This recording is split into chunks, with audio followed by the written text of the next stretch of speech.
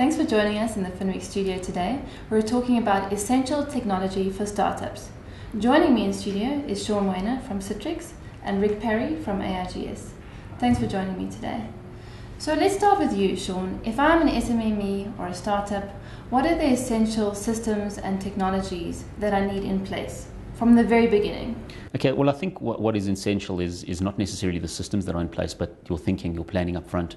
The world has moved. We've moved away from the PC era. We're moving into clearly the cloud era, where things need to be done differently, can be done differently. We went through a cycle for many years of doing the same things over and over again, buying a piece of hardware, maintaining it, backing it up. And with technology today, we have the ability to use cloud services, cloud technology, which adds a whole lot of value to an SMME. First of all, it's an enormous cost saving.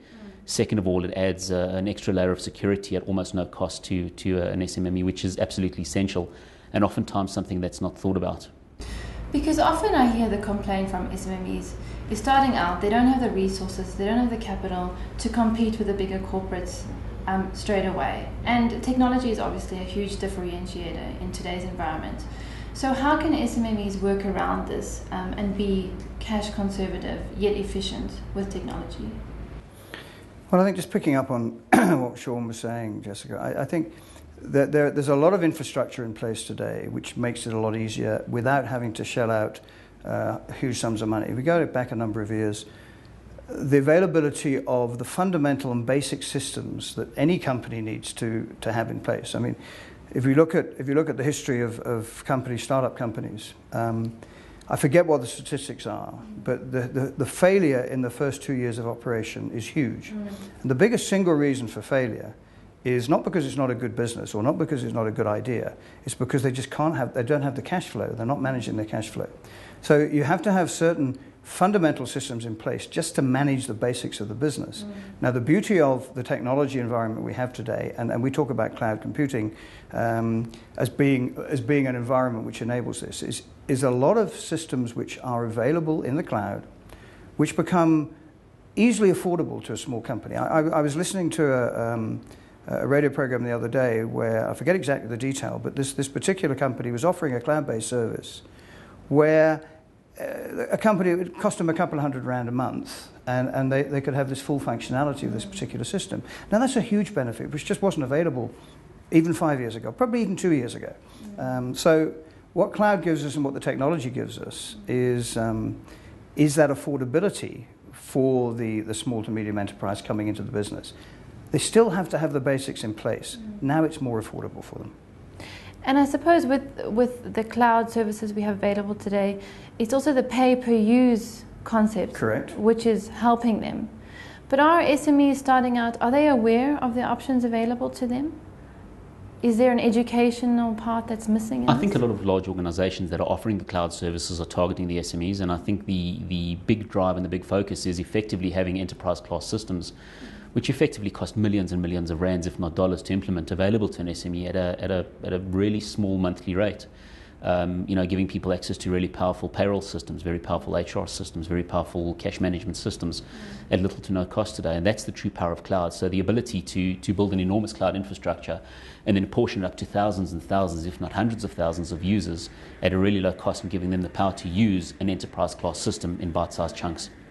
So if I'm an entrepreneur starting out with very little knowledge of technology and how to use cloud systems and how to use Pastel, that sort of thing, how easy is it for me to manage these systems and learn from scratch to use these technologies? Well, picking up on Sean's point again, and you mentioned about the sort of the pay-per-use theory, that goes back a few years ago, probably 15 odd years ago, that was referred to as the software as a service model.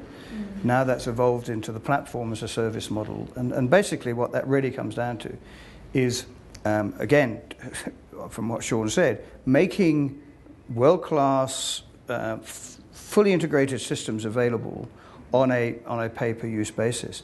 Now, the beauty of it is, if those organizations, if those systems, if those service offerings have been structured correctly, then for the actual business, they can concentrate and focus on what they're in business to do. Yes. And not have to worry about the infrastructure costs, not having to worry about, is somebody backing up my system? What happens if my laptop crashes, et cetera, et cetera. All of those fundamentals, which are essential to a business, that's outsourced. today we use the terminology in the cloud. It's not up there in the cloud. It would fall down if it was. It's actually physically in somewhere else, and you access it through the cloud. You access it through wide area networking, is what it was called many years ago. Today, we refer to this whole environment as the cloud. And it's the beauty of it is it's not new. We tend to talk about it as being new. The fundamental principles have been around for years. The technology is that much smarter today, so it's far more accessible. And a topic that I know you want to lead on to is the whole mobile aspect of things. The accessibility of mobile, the type of technologies that Sean delivers through his business, making connectivity, making accessibility, those are all things that are really available today, which theoretically were available a couple of years ago. On that point, the term work shifting is coming up quite a lot. But I don't think there's enough understanding of what that term really means. Can you break it down for us? It's very simple. I use a common term that says, work is what you do, not where you are. It's very simple. I repeat that over and over again when I say to people, you do not need to be at a desk anymore. And I think SMEs and entrepreneurs understand that better than enterprises today. So from a work shifting or a mobility perspective, I think the SME and the entrepreneur have a requirement, a much larger requirement to some degree than an enterprise does. They have their own business, effectively their business in their pocket. They need to be on the road. They need to be seeing customers. They need to be doing their work. And they don't have time to sit in an office and operate. So the advent of technology today, yes, we spoke about the cost saving, but there's immense productivity improvements by being mobile as well. Accessing your information from wherever you are, accessing your CRM system, accessing your mail. It's as simple as that.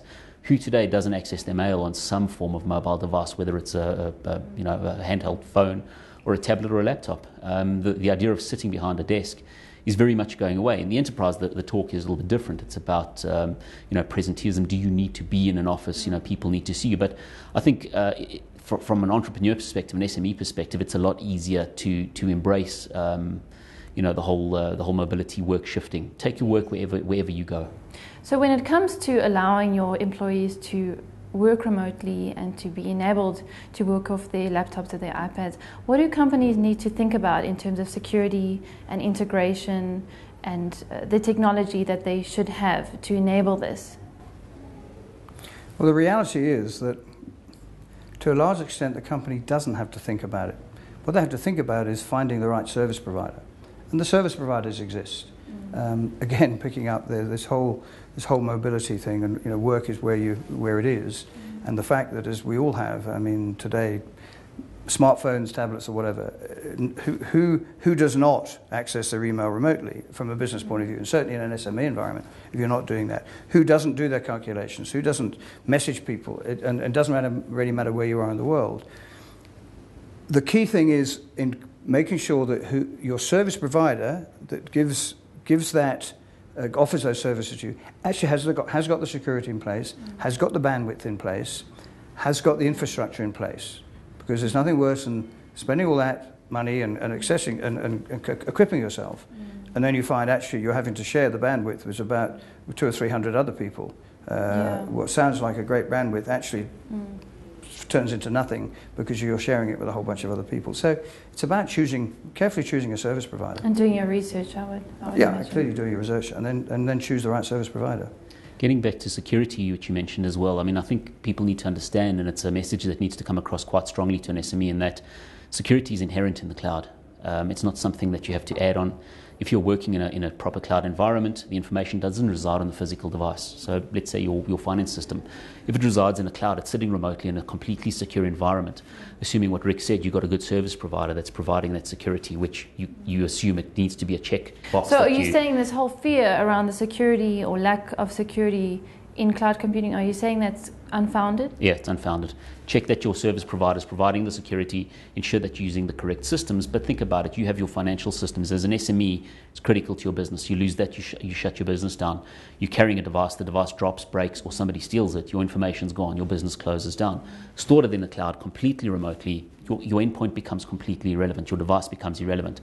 Your iPad gets stolen, walk into a shop, go and buy yourself a Samsung Galaxy Tab, log onto your same cloud services, and your information's there. So it addresses a lot of issues. I think we need to have a paradigm shift. We need to have a switch in people's heads around cloud being insecure. If I can't touch and feel my data, I don't have it. People need to move away from that and understand that the cloud technology today is very sophisticated. Rick, but again, it comes back to the point that I'm not sure I agree with you using the word unfounded. I think there's a lot of foundation for the fear because there's a lot of experience of people having their data hacked, having people getting into it. So that's not about the technology. The technology is available. The technology exists to segment data such that the only people who can access that data are the people who are allowed to access that data. It's all about the infrastructure. It's all about the setup. It's all about applying the right technologies and applying the right security disciplines. With that in mind, I just would say the SME can't literally just dump that on the service provider. They have to think through. They have to make some fundamental business decisions. Who do I want to have access to this data? So there's still some work to be done on behalf of the SMEs. It's their business. They can't abdicate the responsibility for the security of their data and the security of their systems to the service provider. The service provider should be able to advise them and provide the appropriate infrastructure to ensure security. Okay. But if the business allows, through its own just simple username and password, that's the highest or lowest, depending on the perspective, form of security. If you just allow it, if you don't guard that, and it's like, do you give your PIN away to people, to access your bank account?